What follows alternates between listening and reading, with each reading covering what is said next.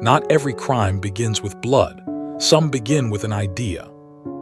I am Pratik Gangwani, inspired by the timeless philosophical genius of Fyodor Dostoevsky. What he created was a marvel of psychological and spiritual depth, and through this work, I have tried to reinterpret that darkness into a 21st century philosophical novella verse. I have intentionally kept the character's name unchanged to preserve the original intensity, emotional gravity, and philosophical weight he carries. Here is a glimpse of my book From Crime to Redemption, available on Amazon. Check the description below. It begins now. Hop your breath for every twist and turns. Poverty alone does not corrupt, ideas do. Raskolnikov is introduced not as a criminal, but as a man already divided. His isolation is not merely social, it is metaphysical. He withdraws from humanity because he believes thought is superior to life itself. Author tried to reveal a terrifying truth. When intellect detaches from compassion, it begins to justify cruelty. The seed of crime is not hatred, but abstraction. The architecture of decay. The crack in the ceiling had grown another branch since yesterday. Raskolnikov lay still on the narrow bed, shirt glued to his skin by cold sweat, staring at it as though it might reveal the hour or the prophecy of his own collapse. July in Petersburg was not a season. It was a punishment. Heat pressed down like a furnace lid, cooking the city's filth into a yellow, suffocating vapor. The air in his garret tasted of dust, old plaster, and stale turpentine spilled long ago in the corridor. Even breathing felt like swallowing decay. He did not move. To move was to acknowledge the body, its hunger, its weakness, its humiliating reality. Lately, he had grown hostile toward the physical world. The abstract was cleaner. In thought, a man could be a conqueror without the disgrace of torn boots or unpaid rent. A fist struck the door. "Mr. Raskolnikov, 3 weeks due, do you hear me?" The landlady's voice was flat, already exhausted by disappointment. He cleared his throat. "Tomorrow, Amalia Ivanovna, I'm expecting money. My mother's letter is late." It was a lie. The letter had already come. It lay folded in his pocket like a small piece of guilt, containing a plea not to pawn his father's silver watch and a few miserable coins already spent on bread. Her footsteps retreated. He remained on his back, watching the ceiling crack creep outward like a slow white wound. He wondered whether, if the building collapsed, his idea would survive longer than his body. The descent. He rose only when sunlight had shifted into a diseased stripe across the wall. The wallpaper peeled in strips like dead skin. He rinsed his mouth with stale water from a tin cup and spat into the pail. The stairwell smelled of boiled cabbage, damp wool, and urine. Each step groaned under his weight like a complaint from the building itself. On the landing stood the widow Prokhorov, arms folded.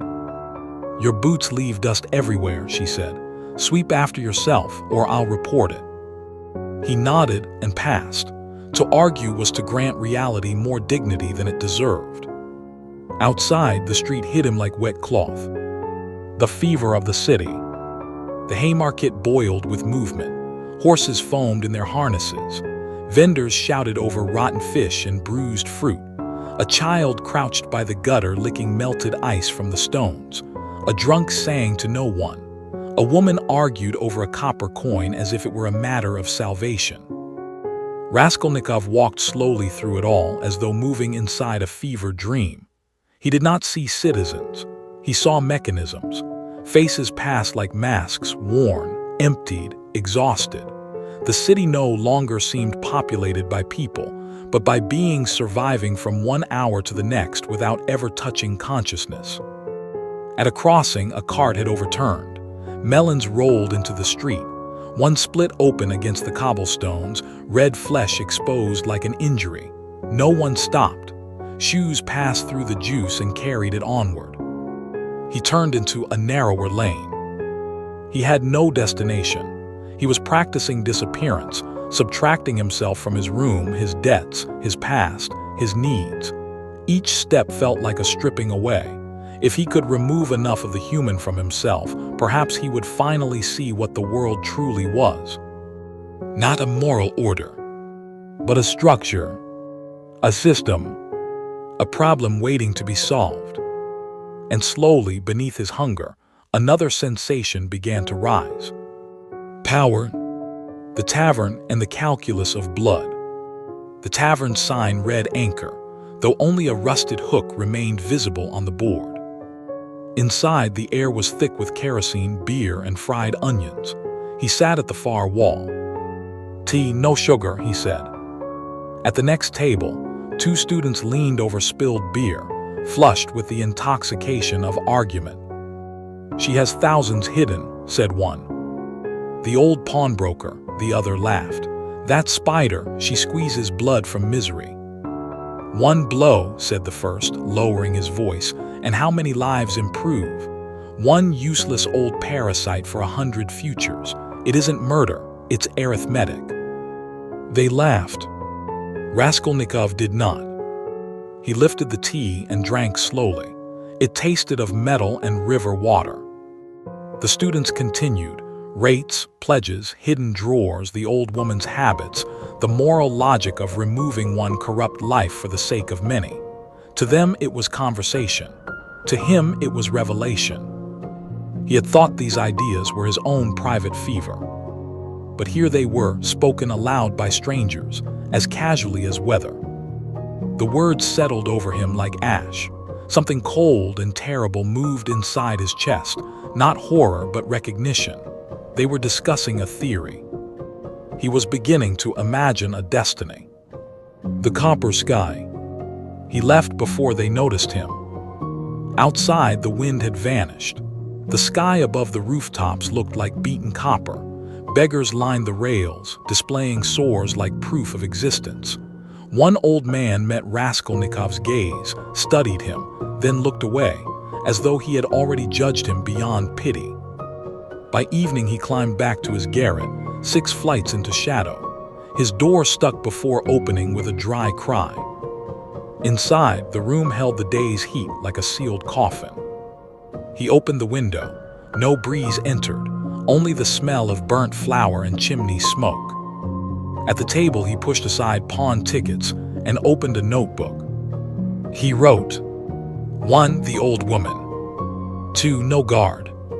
3. The latch. Then abruptly, he slashed the pen through the words so hard the nib tore the page.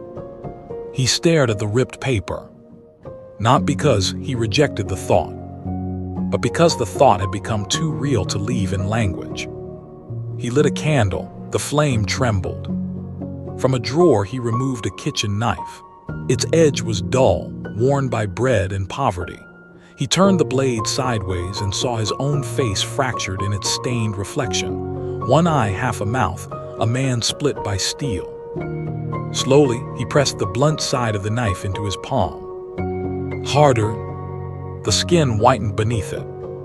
He waited for fear. None came. Only a strange clarity.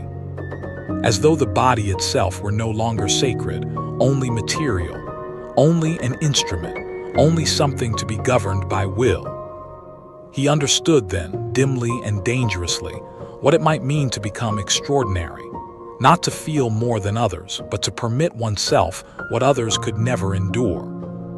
The candle bent in its own heat. Above him, the ceiling crack lengthened another fraction.